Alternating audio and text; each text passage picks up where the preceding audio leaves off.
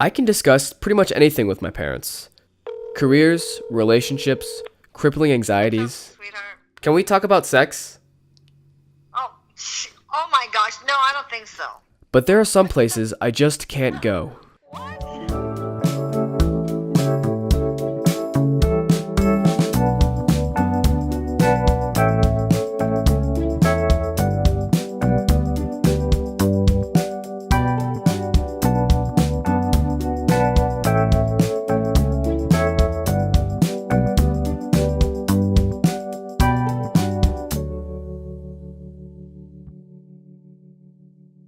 My little sister is 16 and is currently going through her sexual education.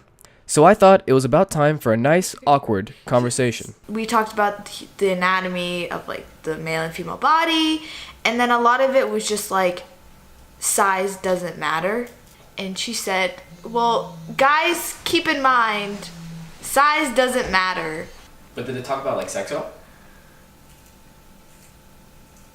No. We're a strictly abstinence-only school. It was purely just, we're not going to teach you about putting on a condom or taking birth control pills. And I ask myself, what the hell are they teaching my baby sister? Most educators realize that kids are going to have sex eventually. Yet 28% of schools still practice abstinence-only programs. Furthermore, in the state of Georgia, these programs are mandated by law. And that has some serious implications. In a survey by Skin, 48% of millennials report never or rarely using protection during sex. But I wonder what's going on at the University of Georgia.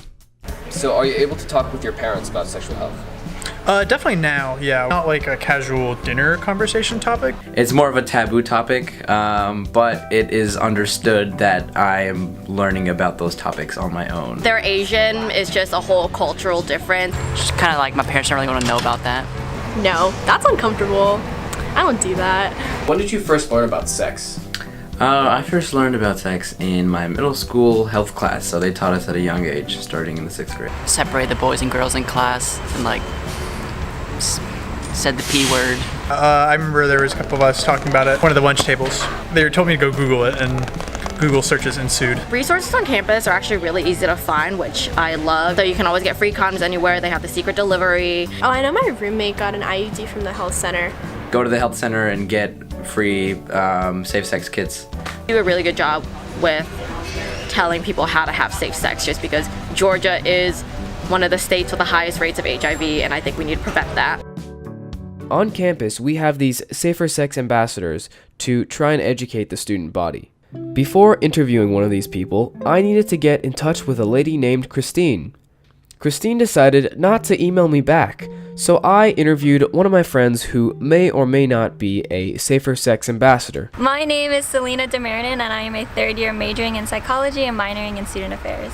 People think it's taboo to talk about sometimes just because it's something very personal, but I feel like we should be open to talking about it just because it's something that is very prevalent, especially on college campuses, and a lot of people don't know how to practice safe sex. What resources do we have for STI screening? There's actually a lot of places within the Athens community. There are different clinics and little hospitals that you can go to do that, but we do have one on campus. It's pretty accessible. All you have to do is just make an appointment online. RSVP, Safer Sex Ambassadors, for example, they specifically partnered with fraternities or sororities to talk about those issues. So Condom Express is a free and confidential program that the health center offers. It's a great way to receive free contraceptives, typically condoms.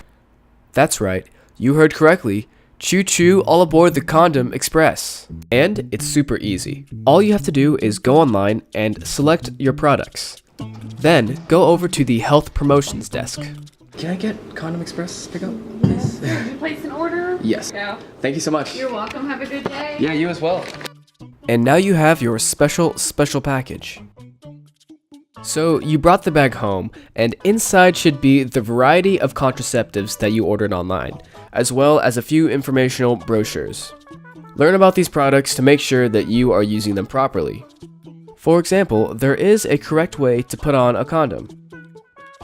What you want to do is take the rubber out of the package and slide it over the shaft, leaving a little bit of space at the tip for the sploosh. You may have also chosen to receive things like dental dams, female condoms, flavored condoms, and lubricant. Never underestimate the power of lubricant. Do you think there's stigma around the topic of sex today? I mean, yeah, I'm skipping your questions, so. It is horrendously stigmatized. I mean, in college it's a little better just because everyone's the same age. You see, like in the older generation especially, you just mention it, everyone just sort of cringe or shut up. We don't talk about it objectively, we talk about it with a lot of emotions attached to it, and that inherently leads to stigmatization. It really becomes a public health issue at that point, because you have people having sex who don't really know anything about safe sex, about contraceptives, about pregnancy.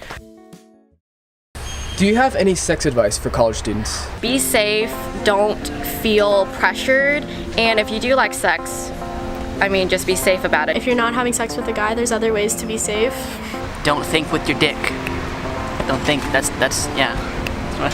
When partaking in sex in any kind of way, it's important to make sure that the consent is given. Over this past semester, I've spent a lot of time thinking about sex. Here are a few key takeaways. Take advantage of health center programs. There are some great resources available to every student on campus. If you choose to be sexually active, make sure you're taking all the necessary precautions. Condoms can prevent the transmission of STDs, and there are many different methods of birth control. And finally, sex in itself isn't inherently bad. The more we can openly talk about it, the easier it will be to educate the next generations.